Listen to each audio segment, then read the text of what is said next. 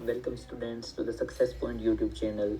This is our lecture number 1 of our political science series, जहाँ पर हम political science के सारे chapters को जल्दी से जल्दी ख़त्म करेंगे without losing any relevant point. So we will start with the chapter number 2, that is the end of bipolarity. You might be thinking कि chapter number 1 से क्यों नहीं start किया. That is the Cold War era. So the chapter number 1 and chapter number 3 is deleted from your syllabus. But to start with this chapter, we need to know about some of the details that is there in the chapter number 1, that is Cold War. Okay, so we will be adding some points here from that chapter. Let's first, we need to know about what was the Cold War and what was the situation at that time. So after World War II, the global politics and arena was changed completely. Before World War One Two was completed, there was two teams. One was Allied team, and one was Axis team. So there were few important members of this team. One was USA, another was USSR, that is Soviet Russia. Another was France, another was Britain. So these four superpowers were on the Allied side, and there were three main leaders of the Axis side, that is Italy, Germany, and the third was Japan. And in 1945, जब USA ने Hiroshima and Nagasaki के ऊपर bombing कर दी थी, उसके बाद they officially declared the World War II was over, and the Allied power were the winners of the World War II. But the main issue started with when the World War II was ended. What was that problem? You know that Allied power had won at that time. Allied team has four superpower in them: USA, USSR, France, and Britain. But the main issue was that USA and USSR, the main leaders at that time, they were the main superpowers at that time. So the main thing, that issue that arrived from that was that USA was following different ideology and USSR was following a different ideology, and that gave rise to the main problem between the USA and USSR. So what was the ideology they were following? Let me tell you the different color. So USA was following the capitalism model of economy, and USSR was following the communism model of economy. What is capitalism and communism? So capitalism is related to the free flow of market without any interruptions, and on communism it was market forces were dictated by state. मतलब कि कुछ भी होगा उनके state के अंदर तो वो सब मार्केट फोर्सेस के साथ ही होगा. मतलब जैसे आपको पता है, डिमांड और सप्लाई होती है. एक चीज़ की अगर डिमांड बढ़ती है और उसकी सप्लाई नहीं बढ़ती तो उसका प्राइस बढ़ जाता है. वही अगर वो उसकी सप्लाई सेम है, अगर उसकी डिमांड कम हो जाती तो प्राइस गिर जाता है. तो ये क्या होता है, मार्केट फोर्सेस होते हैं. यहाँ पर उन्होंने क्या किया था, कोई भी इंटरप्शंस नहीं होगा, जैसा जब मार्केट चाहेगी वैसा होगा. और दूसरा मेन क्या था, प्राइवेट प्रॉपर्टी वॉज अलाउड. आप अपनी प्राइवेट प्रॉपर्टी ले सकते हैं, आप जो चाहें अपना बिजनेस कर सकते हैं, घर बनाना चाहें, कुछ भी कर सकते हैं.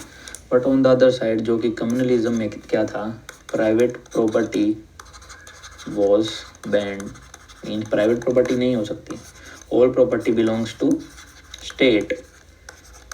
मतलब अगर कोई भी इंडस्ट्री होगी, कोई भी एग्रीकल्चर लैंड होगा, कुछ भी होगा तो सब कुछ किसके पास होगा, स्टेट के पास. तो यहीं से मेन प्रॉब्लम स्टार्ट हो जाती है जब कैपिटलिज्म और कम्युनिज्म की लड़ाई शुरू हो जाती है between USA and USSR. So we will take a look at the USSR, what was the full form of USSR, how it started. तो अब हम देखेंगे कि इस चैप्टर के थ्रू हम करते हुए जाएंगे, जहाँ पर हम MCQ जो आपके बन सकते हैं वो भी करेंगे, 2 मार्कर 4 मार्कर्स क्वेश्चन भी करेंगे, और इसमें कोई मैप का क्वेश्चन होगा तो हम वो भी देखते हुए चलेंगे, राइट। तो सबसे पहले we will see that union of Soviet socialist republic, ये क्या है, फुल फॉर्म है USSR की, ठीक है। And it came into being in Russia in 1917। मतलब क्या, before 1970 there was not a USSR, there were other monarchs who were ruling at that time. So USSR, it came into being in 1917 with the, who was the leader at that time, Vladimir Lenin, जिन्होंने क्या किया था वहाँ पर Bolshevik revolution किया था, और सबसे पहले वहाँ कम्युनिस्ट पार्टी को इस्टेब्लिश कर दिया था, राइट। सो उसके बाद हम बात क्या देखेंगे, the revolution was inspired by the idea of socialism oppose to the capitalism. तो ये कैपिटलिज्म सोशलिज्म की जो लड़ाई है वो उसी टाइम से शुरू हो गई थी। जो सोशलिज्म है वो एक तरीके से सबसेट है कम्युनिज्म का। सोशलिज्म में क्या होगा, they will divide every resource equally with everyone. लेकिन कम्युनिज्म में क्या होगा, बाद में जाके वो सबसे वो लैंड, उनकी प्रॉपर्टी सब कुछ ले लेंगे और वो दे देंगे स्टेट के हाथ में, जहाँ पर स्टेट ही सब कुछ रूल करेगा और स्टेट ही सब कुछ डिक्टेट करेगा, राइट। तो उन्होंने क्या बोला था कि this was perhaps the biggest attempt in human history to abolish the institution of private property. अब उन्होंने सोशलिज्म लेके आएंगे तो सबसे पहले क्या करेंगे, प्राइवेट प्रॉपर्टी को अबॉलिश कर देंगे। ये प्राइवेट प्रॉपर्टी ही जो है मेन डिफरेंस है बिटवीन कैपिटलिज्म एंड कम्युनिज्म का, right. In doing so, the makers of the Soviet system gave primacy to the state institution of the party. The Soviet political system centered around the Communist Party. Main उनका center किसके around उन्होंने किया था, communist party के around, right. No other political party और opposition party was allowed. तो सबसे बड़ा एक ड्रॉबैक क्या आ गया कि कोई और पॉलिटिकल पार्टी वहाँ उन्होंने अलाउड ही नहीं की, मतलब बाकी सब पार्टीज को उन्होंने बैन कर दिया। After the Second World War, the East European countries that Soviet army had liberated from the fascist forces came under the control of USSR. मतलब जब सेकेंड वर्ल्ड वॉर के बाद जो ईस्टर्न यूरोपियन कंट्रीज थी जिनको उन्होंने लिबरेट कराया, मतलब जो मोनार्की से उन्हें आज़ादी दिलाई, उन सबको उन्होंने USSR के अंडर रख लिया। अब हम एक बार वर्ल्ड मैप देख लेते हैं कि ये मैप है पूरा यूरोप का। जब आप कर्सर को देखिए, ये बीच में से अगर हम लाइन बनाते तो ये ईस्टर्न पार्ट है और ये है आपका वेस्टर्न पार्ट। तो जो ईस्टर्न पार्ट्स वाली एरिया थे उन सबको लिबरेट करा के USSR में ऐड करा दिया गया था, राइट। तो जो ये रेड कलर देख रहे हो आप, इतना बड़ा मैप ये USSR का है। जो ये ब्लू, डार्क ब्लू देख रहे हो ये है USA का पार्ट, राइट। तो यहाँ पर ऐसे कुछ वर्ल्ड सिचुएशन बन गई थी। इसके बाद हम देखें the political and economic system all this country were model after the USSR। तो मतलब जितने भी कंट्री जो भी फॉलो कर रही थी वो सब USSR को ही फॉलो कर रही थी उस टाइम पर, राइट। और उन्होंने क्या बोल दिया था, एक सोशलिस्ट ब्लॉक बना दिया था एंड वॉरसो पैक्ट, एक मिलिट्री अलायंस जो उन्होंने कर दिया था। सो अब 1 मार्क का क्वेश्चन कोड कम हियर कि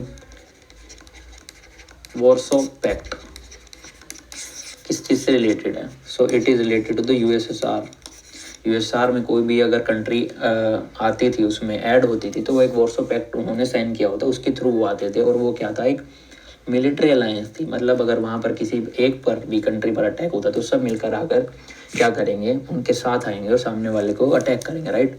और दूसरी तरफ क्या था, NATO, north Atlantic treaty organization, this was the team of USA। ये भी क्या था, एक मिलिट्री अलायंस था। नेटो जो है वो आज के टाइम पर भी रेलेवेंट है, आज भी वो बना हुआ है। लेकिन वॉरसो पैक्ट क्या था, वो 1991 में जब USSR डिसइंटीग्रेट हो गया था तो ख़त्म हो गया था, राइट। तो इसका भी आप ध्यान रखोगे। This could come into the 1 marker MCQ। और अगर आपका कोई केस स्टडी बेस्ड क्वेश्चन आता है 4 मार्कर, उसमें भी 1 मार्कर में ये आ सकता है वॉरसो पैक्ट और नेटो के बारे में, राइट। अब हम आगे देखते हैं। The Soviet union became a great power after the second world war. Soviet union एक ग्रेट पावर बन गई सेकेंड वर्ल्ड वॉर के बाद। उसके बाद क्या था, the Soviet economy was the more developed than the rest of the world except the US। यहाँ पर मेन प्रॉब्लम क्या आती है, वो बाकी सारे नेशन से तो काफ़ी ज़्यादा डेवलप्ड था कौन, USSR। लेकिन वो एक नेशन से लैग कर रहा था, वो कौन था, USA, जो कि कैपिटलिस्ट मॉडल था। सबसे ज़्यादा USSR किस चीज़ पे रिलाई कर रहा था, vast energy resource include the iron, oil and the steel companies, machinery production. मतलब उनका मेनली जो इकोनॉमी बढ़ रही थी वो बढ़ रही थी उनके नेचुरल रिसोर्सेज की वजह से, right. It has a domestic consumer industry that produced everything from pins to cars. तो ये आप अपने आंसर्स में लिख सकते हो कि जो कम्युनिस्ट मॉडल उनका चल रहा था, सोशलिस्ट मॉडल चल रहा था। वहाँ पर everything was produce with in their country from pen to cars, though their quality did not match that of the western capitalist countries. Quality उनकी वहाँ पर लैक करती थी, लेकिन फिर भी वो हर चीज़ अपनी कंट्री में ही बना रहे थे, right. Standard of living for all citizens and the government subsidize basic necessities include the health, education, child care and other welfare scheme. मतलब स्टैंडर्ड ऑफ लिविंग जो था उनका मिनिमम उन्होंने एस्टेब्लिश करके रखा था। ये नहीं था कि लोगों को खाना पीना ना मिले, एजुकेशन ना मिले, हेल्थ केयर ना मिले, right. And there was no unemployment.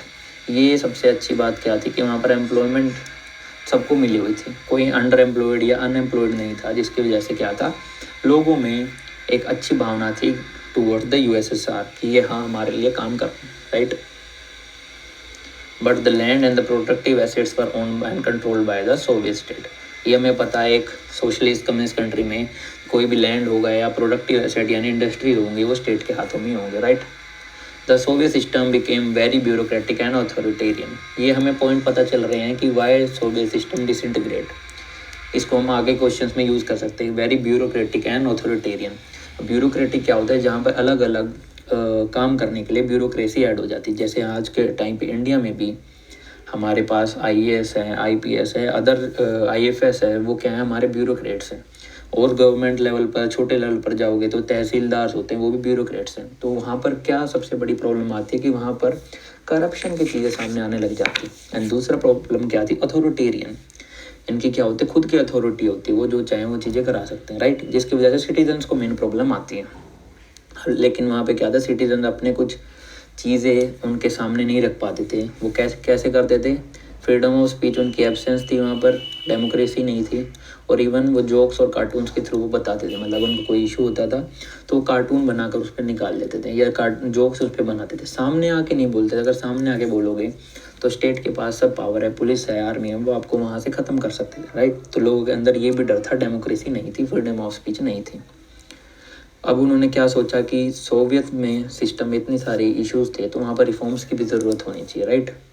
तो it needed the reforms. The one party system ही ख़राब है, क्योंकि एक ही पार्टी को आप वोट दोगे, आप चाहकर भी किसी को नहीं ले सकते, राइट। उन्होंने क्या बोला कि आप रिफॉर्म्स लाइए, ये सिटीजन्स की डिमांड थी। लेकिन कम्युनिस्ट पार्टी उन्होंने क्या किया, they have tight control over the institution and was unaccountable to the people.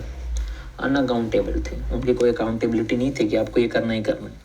यही सबसे बड़ी इशू होती है जो कि हमारी कम्युनिस्ट नेशंस होते हैं, जो कि हमारे डेमोक्रेटिक नेशंस नहीं होते। क्योंकि डेमोक्रेसी में क्या होता है, लोगों के पास अपनी पावर होती है, अगर वो काम नहीं करेंगे उसको हटा सकते हैं, राइट। लेकिन यहाँ प्रॉब्लम किसको आ रही थी, यूएसएसआर के सिटीजन्स को, क्योंकि जो मेन ब्यूरोक्रेसी वाले लोग थे, जो टॉप लेवल वाले लोग थे, उनके पास सब था, राइट। अब क्या बोल रहे हैं कि रियलिटी में रशिया वर्ल्ड डोमिनेटिंग एवरीथिंग।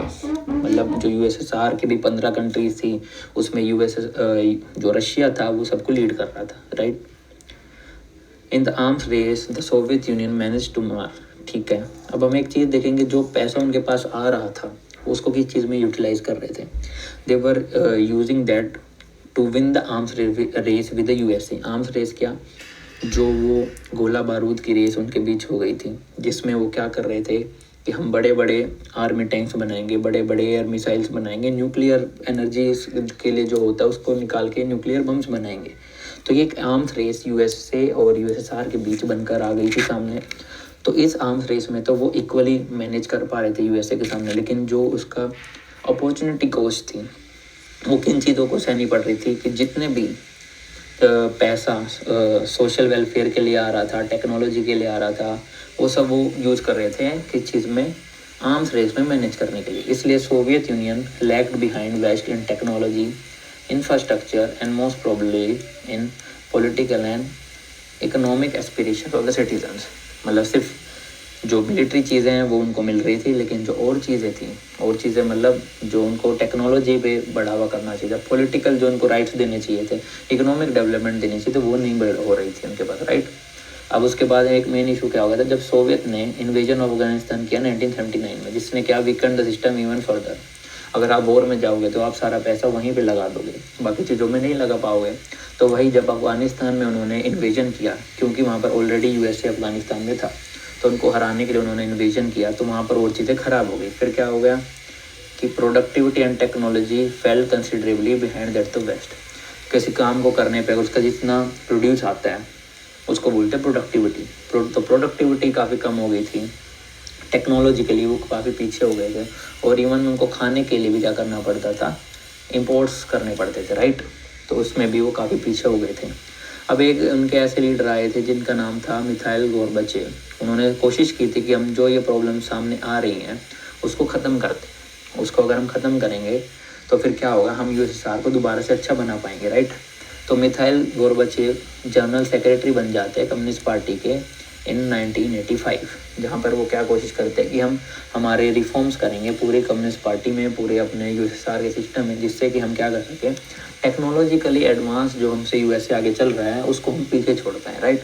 लेकिन गोर्बाचेव का डिसीजन था कि we will normalize the relations with the west and democratize the reforms of the Soviet union and some other fact. उसने क्या बोला कि सबसे पहले तो जो हमारी लड़ाई चल रही है यूएसए के साथ उसको ख़त्म करेंगे, हमारे से जो रिलेशन उसको अच्छा बनाएंगे, और हमारे सोवियत सिस्टम में हम क्या करेंगे, रिफॉर्म्स करेंगे। रिफॉर्म्स मतलब अच्छे चेंजेस करेंगे। लेकिन उसकी जो ये चीज़ें थी उनकी ओन गवर्नमेंट को पसंद नहीं आई। They got against their own government and Soviet control. मतलब जो खुद के जो वहाँ पर लोग थे उनको वो चीज़ें पसंद नहीं आई। लोग कौन, जो उस कम्युनिस्ट पार्टी में अच्छी पोजीशन पर बैठे हुए थे, क्योंकि अगर वो रिफॉर्म्स करते तो उनकी जो करप्शन वो कर रहे थे वो भी चला जाता, राइट। तो इसलिए सबसे ज़्यादा उसको बैकलैश मिला उनके खुद की टीम से। फिर हम देखते हैं क्या होता है, Gorbachev did not intervene when disturbance occurred and the communist regime collapse after one another. मतलब क्या, लोगों का उसको बैकलैश मिलता रहा लेकिन फिर भी वो काम करता रहा। तो इसकी वजह से क्या हुआ कि जो कम्युनिस्ट रिजीम थी वो कोलैप्स होने लगी। जो उनके अंदर छोटे छोटे अलग नेशन थे कम्युनिस्ट वाले, वो कोलैप्स होने लगे, राइट। अब लोगों ने क्या सोचा कि गोर्बाचेव तो मान नहीं रहा है, तो उन्होंने क्या सोचा कि हम क्या करते हैं, एक मिलिट्री कू कर देते हैं। That take place in 1991। Military को मतलब मिलिट्री को यूज़ करके उन्होंने जो जनरल सेक्रेटरी मिखाइल गोर्बाचेव थे उनको अपने कब्जे में ले लिया और उनको बोला कि अब आपसे यार ये सब नहीं करोगे, जो आप फ्रीडम लोगों को दे रहे हो आप फ्रीडम नहीं दोगे। लेकिन उस टाइम पे क्या हुआ, the people had tested the freedom by then and did not want the old style of ruling communist party. मतलब लोगों के मुंह को स्वाद लग चुका था फ्रीडम का, जो फ्रीडम उनको मिल रही थी, जो प्राइवेट प्रॉपर्टी कुछ लोगों को मिलने लगी थी, तो लोगों को क्या लगा ये तो काफ़ी अच्छी चीज़ है, हमें डेमोक्रेसी होनी चाहिए, अलग अलग पार्टी होनी चाहिए, राइट। तो उस टाइम पे एक नए लीडर सामने आए जिनका नाम क्या था, बोरिस येल्सिन।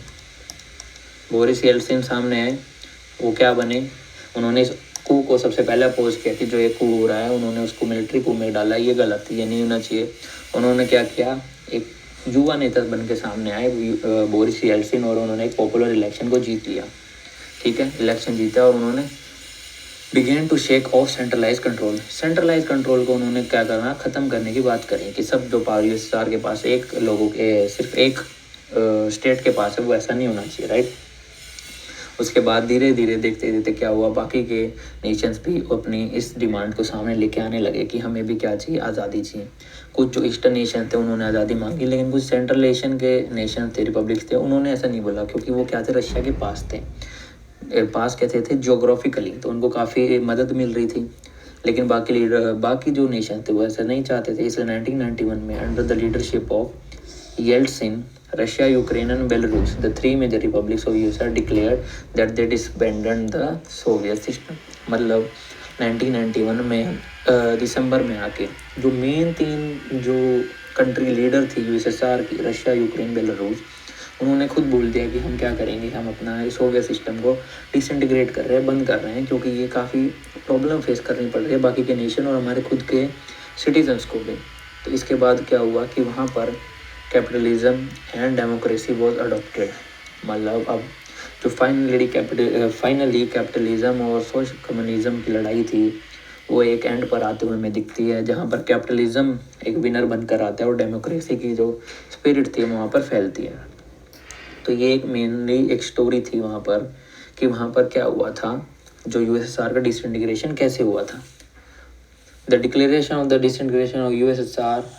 ठीक है, अब इस पूरे में पैराग्राफ में हमें पता चलता है कि जो हमारा रशिया था, Russia was the successor of USSR. Mean जितने भी यूएसएसआर के ऑब्लिगेशन थे इंटरनेशनली विद अदर नेशंस, जो डिप्लोमेटिकली रिलेशंस होते हैं, फॉरेन अफेयर्स होते हैं, उन सब का सक्सेसर कौन बना? रशिया। तो एक तरीके से जो यूएसएसआर को यूएनओ यूनाइटेड नेशन ऑर्गेनाइजेशन में परमानेंट 5 में सीट मिली हुई थी, वो अब चेंज होकर किसको मिल गई? वो मिल गई रशिया को, राइट। अब हम देखेंगे why did the Soviet system disintegrate.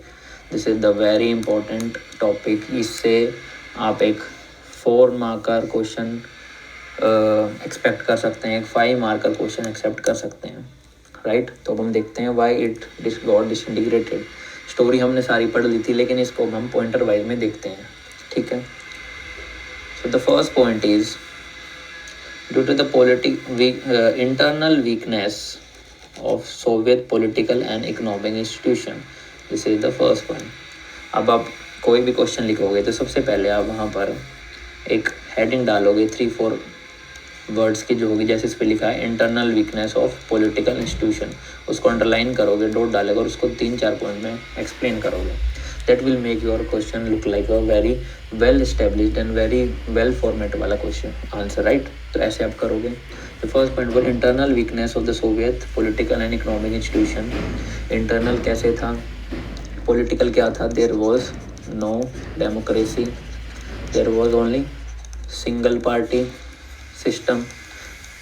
जिसकी वजह से क्या था? लोगों के पास कोई चॉइसेस नहीं थी। और इकोनॉमिक में क्या इशू था? इकोनॉमिक में क्या था? सबसे पहले जीडीपी स्टैग्नेशन, मतलब जीडीपी जो उनकी बढ़ रही थी वो बढ़ना बंद हो गई। Soviet society began to doubt and question the system. तो बाद में जाके लोगों ने यह उनके सिस्टम पर डाउट करना स्टार्ट कर दिया कि हमारे साथ ये हो रहा है, ये ठीक नहीं हो रहा है, राइट।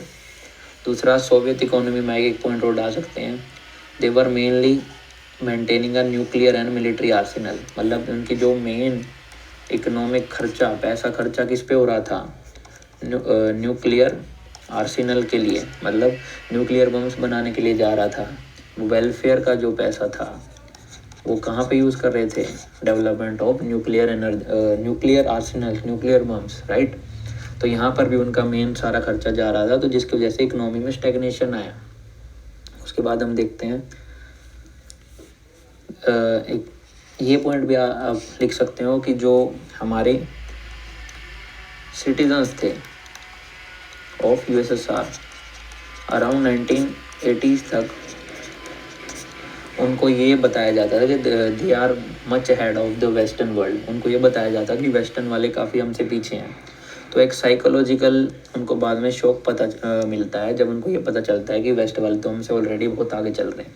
वेस्ट वाले हमसे टेक्नोलॉजी में, हमसे ह्यूमन राइट्स में, हमसे डेमोक्रेसी में, हर चीज़ में आ गए। तो सिटीजन्स को एक साइकोलॉजिकल शॉक मिलता है, जिसकी वजह से वो और हमारे जो यूएसएसआर के मॉडल था उसको बैकलैश देना स्टार्ट कर देता, राइट। तो इसमें थर्ड पॉइंट में आपका आ सकता है psychological shock to the citizens, right. अब इसके बाद देखते हैं हम और क्या पॉइंट हो सकता है। Communist party had ruled for 70 years and it was not accountable. तो ये सेम किसका है? पॉलिटिकल का पॉइंट है, ये पॉलिटिकल रीजन का पॉइंट है। अब मैं आपको अलग अलग हेडिंग्स बता रहा हूँ, इसके ये पॉइंट्स आपको उसमें ऐड करने हैं। पॉलिटिकल के आप हेडिंग डालोगे तो उसमें 2-3 पॉइंट आपको ऐड करने पड़ेंगे, राइट। दूसरे इशू क्या थी? रैम्पेंट करप्शन, करप्शन वाइज इतना ज़्यादा था। Inability of the system to correct its own mistake, मतलब अगर के कोई सामने मिस्टेक बाहर निकाल भी देता था कि ये गलत हो रहा है, तो वहाँ पे उसको दोबारा ठीक करने वाला कोई नहीं था। वो हो रहा था, वो चलता रहता था, ठीक है। तो ये भी इशू थे पॉलिटिकली और इकोनॉमिकली। गोर्बाचेव के रिफॉर्म्स ने प्रोमिस किया था to deal with this problem. Gorbachev ने बोला कि हम चीज़ों का क्या करेंगे, डील करेंगे। लेकिन आपने देखा कि उनके खुद के जो पार्टी मेंबर्स थे उन्होंने गोर्बाचेव का साथ नहीं दिया, राइट। तो ये भी क्या था कि internal disputes among party, right. तो ये भी एक पॉइंट आ सकता है। अब इसके बाद हम देखेंगे the basic answer seems to be whether the Gorbachev carried his reforms, right. So the main points you have to write why USSR got disintegrated was, one was political reason, you have to write about the Communist Party, single party which will come here, no real democracy, internal problem in party. तो ये 3-4 point आप लिखेंगे political arena में, right. उसके बाद आप second point इस पर डालेंगे इकोनॉमिक रीज़न। इकोनॉमिक रीज़न हमने देखा क्या था कि GDP was stagnated, productivity it decline, even they have to import food item, तो इवन फूड आइटम को इनको इंपोर्ट करना पड़ता। तो ये सारे क्या थे इकोनॉमिक रीजन है। थर्ड क्या था, सिटीजन्स बैकलैश, सिटीजन्स भी आपस में क्या हो गया था, बैकलैश हो गया था। जो हमने पॉइंट देखा था कि साइकोलॉजिकल शॉक उनको मिला था कि वो वेस्ट से आ गए हैं, लेकिन बाद में उनको क्या पता चला west is already ahead of them, और उनको ये अभी तक झूठ बोला गया था, राइट। उसके बाद क्या, जो spirit of nationalism arose, nationalism की स्पिरिट आ गई थी। कौन से, जो छोटे छोटे नेशंस थे ईस्टर्न यूरोप वाले, उनमें एक नेशनलिज्म की बात आ गई थी कि अब हम क्या करेंगे, हमारे खुद की नेशन को आगे बढ़ाएंगे। जो यूएसएसआर है उसने इतना नहीं हमें खुद दिया, राइट। तो उन्होंने ये भी बात करनी स्टार्ट कर दी थी। तो ये अब 3 पॉइंट अगर आप ऐसे लिखोगे तो उसमें 3-3, 2-2 पॉइंट और ऐड करोगे तो 5 मार्कर में आपको फुल मार्क्स मिलेंगे। You have to start with ordinary introduction, 2 line का इंट्रोडक्शन आप बताओगे कि what was USSR, which are the main leaders of that, and it got disintegrated in 1991, these are the following reasons. यहाँ पर reasons आपने लिखेंगे और लास्ट में आप कंक्लूजन के साथ इस क्वेश्चन को ख़त्म कर देंगे। फुल 5 मार्क्स इस में आपको मिल जाएंगे, राइट। अब हम बढ़ते हैं नेक्स्ट अपने टॉपिक के ऊपर। इस चैप्टर में जो है consequences of the disintegration. Consequences क्या होते हैं, उसके आफ्टर मैथ क्या हुए, मतलब डिसइंटीग्रेशन हो गया तो उसके बाद क्या हो गया वहाँ पर, right. First of all it mean the end of the cold war confrontation, मतलब जो कोल्ड वॉर इतने सालों से चल रही थी, सबसे पहले क्या हुआ, अगर एक यूएसएसआर वहाँ पर डिसइंटीग्रेट हो गया तो उनकी कोल्ड वॉर भी ख़त्म होगी, राइट। तो एक डिस्प्यूट जो चल रहा था, ideological dispute between capitalism and communism, वो ख़त्म हो गया। तो मेन जो डिस्प्यूट मिलिट्री को बढ़ावा दे रहा था वो भी अब जाके क्या हो गया, ख़त्म हो गया। जो आर्म्स रेस इतनी चल रही थी वो भी बाद में जाके क्या हो गई, ख़त्म हो गई, राइट। सेकेंड पॉइंट हम क्या देखेंगे, क्या आफ्टर में था, power relation the world politics has change. Power relations means सबसे पहले वहाँ पर क्या था कि एक बाईपोलर वर्ल्ड था। बाईपोलर मीन्स दो, बाईपोलर, बाई मीन्स 2 और polar means 2 major corners. Poles होते हैं ना, ये हमारी अर्थ है, ये नॉर्थ पोल है, ये साउथ पोल है। तो क्या मतलब, पूरा वर्ल्ड क्या था, 2 पार्ट में डिवाइड था। एक यूएसए का पार्ट था, एक यूएसएसआर का पार्ट था। अब क्या हुआ कि जब वो ख़त्म हुआ तो सबको लगा कि अब जो ये बाईपोलर वर्ल्ड है ये क्या बन जाएगा, ये यूनिपोलर वर्ल्ड बन जाएगा। यूनिपोलर मीन्स सिंगल, अब एक यूएसए ही डोमिनेट करेगा उसको, राइट। और कुछ लोग क्या बोल रहे थे कि no it will change into a multipolar system. Multipolar मतलब मोर देन 2, 2 से ज़्यादा। मतलब अब अगर यूएसएसआर ख़त्म हुआ है तो उसमें रशिया भी आ गया है, चाइना भी क्या है, ग्रो कर रहा है, उसमें जापान भी एक काफ़ी वर्ल्ड लीडर है, इंडिया भी उस रैंकिंग में आता है। तो बहुत सारे नेशंस आगे आ जाएंगे, जिससे क्या होगा, वर्ल्ड की जो पूरी वर्ल्ड पॉलिटिकल रिलेशंस हैं वो चेंज हो गए।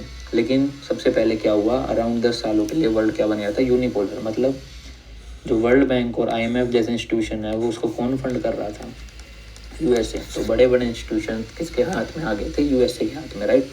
The third point is the end of the Soviet block mean the emergence of many new countries. मतलब अब हमने देखा कि यूएसएसआर में, ईस्टर्न जो यूएसएसआर था उसमें बहुत सारी कंट्रीज थी।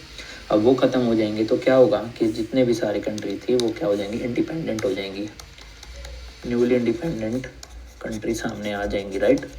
और बाद में क्या होगा, वो कुछ जो थी उन्होंने नेटो को ज्वाइन कर लिया, कुछ ने EU यूरोपियन यूनियन को ज्वाइन कर लिया, कि उन्होंने किसी ने सोचा कि हम इंडिपेंडेंट ही रहेंगे बाकी सब नेशंस के साथ, और कुछ क्या थे रशिया के साथ ही मिलकर काम करने लगे, जो मेनली कौन से थे, सेंट्रल एशियन नेशन के 5 नेशन थे वो रशिया के साथ ही थे, राइट। तो ये भी पॉइंट इसमें आता है। अब हम देखते हैं shock therapy in the post communist regime. Shock therapy क्या, जब पोस्ट कम्युनिस्ट रिजिम, जब कम्युनिस्ट रिजिम जो कि यूएसएसआर थी वो कोलैप्स कर गई, तो उसके बाद वाला जो टाइम था उसको बोलते हैं पोस्ट कम्युनिस्टिज्म। और शॉक थेरेपी मीन्स उसके क्या क्या चेंजेस आए उस उन कंट्रीज में जो कि कम्युनिज्म को फॉलो कर रहे थे, राइट। सबसे बड़ा क्या था, each of these countries was required to make a total shift to the capitalist economy.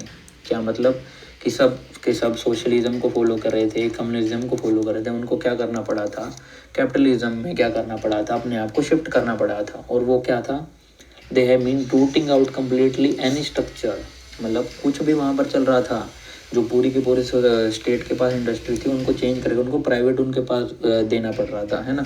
उनके कलेक्टिव फार्म्स चल रहे थे। कलेक्टिव फार्म्स क्या, अगर 10 कोई उनके पास फार्म्स हैं तो वहाँ पर सब लोग मिलकर उस पर काम कर रहे थे लगभग, लेकिन अब उनको क्या करना पड़ा था, प्राइवेट फार्म सबको देने पड़ गए थे, राइट, कि आप सब अपने अपने फार्म पे काम करोगे। तो ये भी क्या था, एक काफ़ी पेनफुल प्रोसेस था, right. It also involved a drastic change in external orientation of these economies। मतलब क्या, external orientation क्या, foreign development, foreign direct investment जो कि FDI होती है वो नेशंस में आने लग गई थी, राइट। पहले क्या था, वो इकोनॉमी थी वो क्या थी, क्लोज्ड थी। क्लोज्ड इकोनॉमी का मतलब कि उस इकोनॉमी में सिर्फ वहीं के नेशन के लोग ही इन्वेस्ट करेंगे, वही मार्केट वो पूरा कैप्चर करके रखेंगे, बाहर के लोग नहीं आएंगे। लेकिन बाद में क्या हुआ, वहाँ पर फ्री ट्रेड की बात होने लगी कि हम बाकी नेशंस के साथ फ्री ट्रेड करेंगे और फॉरेन डायरेक्ट इन्वेस्टमेंट में बाहर वाले लोग भी आके वहाँ पे करेंगे, राइट। और finally the transition also involve a breakup of the existing trade alliance among the countries of the Soviet block. मतलब सोवियत ब्लॉक में पहले क्या था कि वो आपस में ही, जैसे ए कंट्री भी सोवियत ब्लॉक में है, बी भी, तो वो क्या करते थे, आपस में ही ट्रेड करेंगे और किसी और के साथ ट्रेड नहीं करेंगे। लेकिन बाद में क्या हुआ कि जब ये USSR का ब्लॉक ख़त्म हो गया तो उनके पास क्या हुआ, अलग अलग ग्रुपिंग्स भी सामने आने लगी, वो वेस्टर्न वर्ल्ड के साथ क्या करने लगे, ट्रेड करना स्टार्ट करने लगे, right.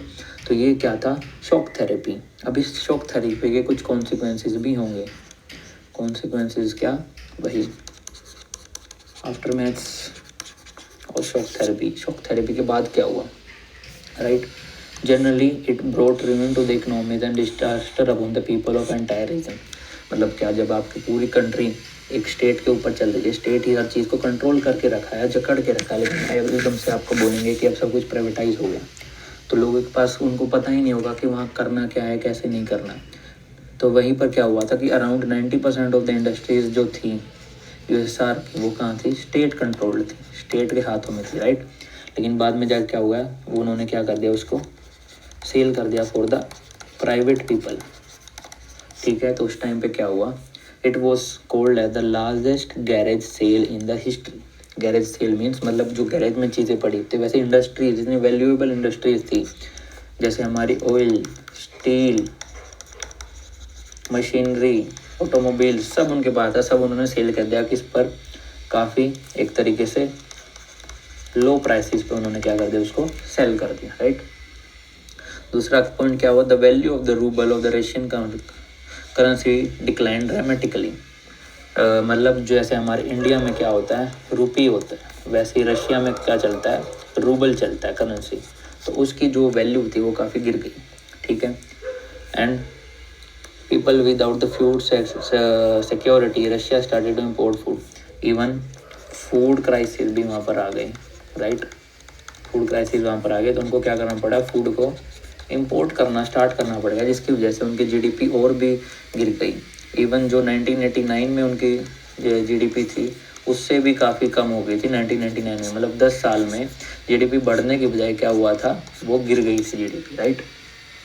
The old system of social welfare was systematically destroyed. वो पूरा सिस्टम डिस्ट्रॉय हो गया था। पहले क्या बात कर रहे थे हम, लोगों के वेलनेस की बात कर रहे थे, लोगों के एजुकेशन की हमने बात करी थी, कोई अनएम्प्लॉयमेंट नहीं थी वहाँ पे, कुछ नहीं था। लेकिन बाद में क्या हो गया था, ये चीज़ें सामने आ गई, पॉवर्टी वहाँ बढ़ गई, एम्प्लॉयमेंट वहाँ बढ़ गई, सोसाइटी में प्रॉब्लम आने लगी। तो इसको टैकल करने के लिए जब कोई सिस्टम नहीं बचा तो अलग अलग माफिया भी वहाँ पे आने लगे। माफिया मतलब अलग अलग ग्रुपिंग्स जो कि क्या करते थे, लोगों से लूट पाट का काम करना स्टार्ट करने लगे, राइट। और वहाँ पर क्या हुआ, रिच और पुअर के बीच में बहुत बड़ा गैप सामने आ गया। जो रिच थे वो रिच होते गए और पुअर थे वो पुअर और बनते गए, right. The construction of democratic institution was not given the same attention and priority as demands of the economic transformation. क्या कह रहे हैं, जब शॉक थेरेपी वहाँ पर हुई तो इकोनॉमिक चीज़ों पे उन्होंने ज़्यादा ध्यान दिया। हम क्या करेंगे, इंडस्ट्रीज़ को सेल कर देंगे प्राइवेट एरिया पे, फार्म जो कलेक्टिव फार्म थे उसको ख़त्म करके इंडिविजुअल को दे देंगे। लेकिन जो डेमोक्रेटिक इंस्टीट्यूशन बनने चाहिए थे, डेमोक्रेटिक इंस्टीट्यूशन क्या, जैसे कि पार्लियामेंट, हम लोगों को बताएंगे एमपीज़ की पावर, एमएलएज़ की पावर, उनकी वोटिंग की पावर, उस पर इतना ज़्यादा ध्यान नहीं दिया गया, राइट। और फिर उन्होंने बताया कि central Asia president has great power, तो इस चक्कर में उन्होंने क्या किया, बहुत क्विकली वहाँ पर डेमोक्रेसी आई, बहुत जल्दी आई। इस वजह से क्या हुआ कि मोस्टली जो नेशंस आज़ाद हुए थे यूएसएसआर के बाद, उनमें क्या उन्होंने क्या करा, प्रेसिडेंट को बहुत ज़्यादा पावर दे दी देन द पार्लियामेंट। आप देखोगे जो रशिया के प्रेसिडेंट है पुतिन, वो अराउंड 2002-2003 से ही अब तक प्रेसिडेंट बने हुए हैं। क्यों? क्योंकि उनकी ऑलरेडी कॉन्स्टिट्यूशन में इतनी ज़्यादा पावर डाली गई हैं देन द पार्लियामेंट की, पार्लियामेंट भी उनको चेंज नहीं कर सकता, राइट। तो वो भी इस वजह से अब तक चलता हुआ आ रहा है। Most of these countries economy specially Russia started reviving in 2000, मतलब 1991 में जब डिसइंटीग्रेशन हुआ तो लगभग 10 सालों के बाद उनकी इकोनॉमी रिवाइव करना स्टार्ट हुई। लेकिन इकोनॉमी ये नहीं कि उनकी इंडस्ट्री ज़्यादा ग्रो कर रही थी या उन्होंने तो एकदम से एक्सीलेंस प्रोवाइड कर लिया हर चीज़ में, नहीं। मेन इशू क्या था कि they were exporting their raw materials in energy resources, मतलब जैसे कि वो ऑयल जो मेनली और नेचुरल गैस और स्टील, आयरन, इन सबको क्या करने लगे, एक्सपोर्ट करने लगे, जिसकी वजह से क्या हुआ कि उनकी एक्सपोर्टिंग बढ़ा और उनके पास पैसा आना स्टार्ट हुआ। अब क्या है, नेक्स्ट टॉपिक है टेंशन्स एंड कन्फ्लिक्ट्स। ये इतना कोई मेन इंपॉर्टेंट टॉपिक नहीं है, इसमें इन्होंने यही बताया है कि इवन यूएसएसआर के साथ जब वो साथ थे तो काफ़ी अच्छा वो ग्रो कर रहे थे, लेकिन फिर भी जब यूएसएसआर डिसइंटीग्रेट हुआ तो सबको क्या हुआ, इंडिपेंडेंस मिल गई। लेकिन ये इंडिपेंडेंस के बाद भी उनके इश्यूज़ थे जो वो अच्छे से रिजॉल्व नहीं हो पाए। जो रशिया के नेबर कंट्रीज थी, जो कि सेंट्रल एशिया वाले थे, वो चाह रहे थे कि हम रशिया के साथ ही रहें। जो ये नए कंट्रीज थे लाइक रशिया, यूक्रेन, बेलारूस की हमने बात करी, उनमें भी इंटरनल प्रॉब्लम्स चल रही थी, राइट। तो ये भी कुछ इश्यूज थे कि अलग अलग नेशन में अपने आप में आपस में जो कि पहले एक साथ मिलकर काम कर रहे थे, जैसे कि जो यूएसएसआर के अंडर थे, अब क्या हो गया, वो अलग अलग हो गए, इंडिपेंडेंट हो गए। तो क्या हुआ, उन सब के बीच में इश्यूज आना स्टार्ट हो गए। So this is just for your knowledge. इस टॉपिक से इतना कुछ ज़्यादा आता नहीं है, so I have skipped this topic. And the last topic is India and post communist countries. This is also a very important topic from this chapter. जो पहले क्वेश्चन हमने किया है रीज़न फॉर द डिसइंटीग्रेशन, वो main topic इस chapter में आता है। So let me write here. First is reasons for USSR disintegration, second is shock therapy, इसके ऊपर आपका क्वेश्चन आ सकता है। On the third is India and Russia relations. So you have to do these topics very sincerely, right? So we will start with India and Russia relation. So we have seen that India and Russia from starting has a very good relation. From 1947 when India got independence, they had a really good relation with the USSR, and because when the Cold War was there in 1970s, we have war with Pakistan. Then also USSR helped us. USA was with the Pakistan. USSR also helped us that time. And the same as the cultural connect was that the Bollywood movies, the Bollywood songs was also much more played in the Russia. Means जो हमारे अमिताभ बच्चन जैसे actors हैं, राज कपूर जैसे actors हैं, वो वहाँ पर काफ़ी फेमस थे। तो एक ऐसा कल्चरल कनेक्ट भी हमारा उनके साथ है। लेकिन अब हम मेन जो पॉइंट्स हमें लिखने हैं as a political science students, हम उसकी बात करते हैं। Russia and India share a vision of a multipolar world order. Multipolar मैंने आपको बता दिया कि जहाँ पर अलग अलग कंट्रीज होंगी, पूरे वर्ल्ड को कोई एक या दो कंट्री डोमिनेट नहीं करेगी। So this is the first point जो हम लिखेंगे, India and Russia share a multipolar world order, share a vision of multipolar world order. काफ़ी अच्छा पॉइंट है, ये आपको लिखना ही लिखना है। Second point is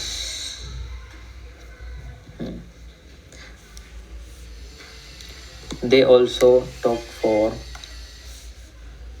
coexistence of the several powers in the international system, collective security and greater regionalism, negotiated settlements of internal conflicts, and independent foreign policy for all countries, and decision making through bodies like UN.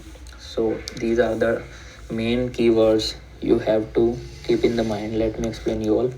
क्या बोल रहे हैं, को existence of several power in international system, ये same वही multipolar world की बात कर रहे हैं। कलेक्टिव सिक्योरिटी मीन्स अगर कोई एक को परेशान करता है तो दूसरे नेशंस आपस में साथ में आगे उसको रिजोल्व करेंगे, ठीक करेंगे। ग्रेटर रीजनलिज्म मीन्स कि जो अलग अलग नेशन है सबकी अपनी कुछ न कुछ आइडेंटिटी, हम उसको दबाएंगे नहीं।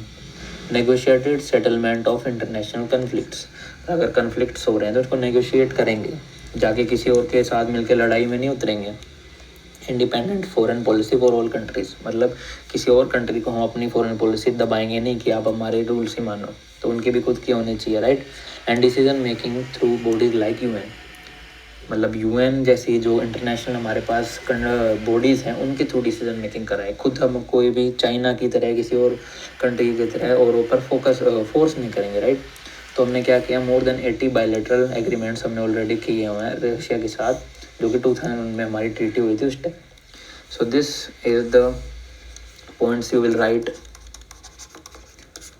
Russia and India vision of world order. आपसे पूछेंगे अगर कि what are the vision of Russia and India in the world order, you will write all this points.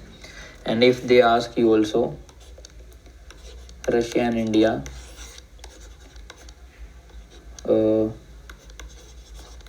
key areas of cooperation, key areas क्या है corporation के, तो आप उसमें क्या लिखोगे कि what India is getting from Russia and what Russia is gaining from India, right. अब हम देखते हैं कि what India is gaining from Russia. So Russia on issues like Kashmir, मतलब सबसे पहले इंडिया को किससे बेनिफिट हुआ, जो कश्मीर इशू हमारा यूनाइटेड नेशन ऑर्गेनाइजेशन में गया था तो उसमें रशिया ने हमारी हेल्प की थी।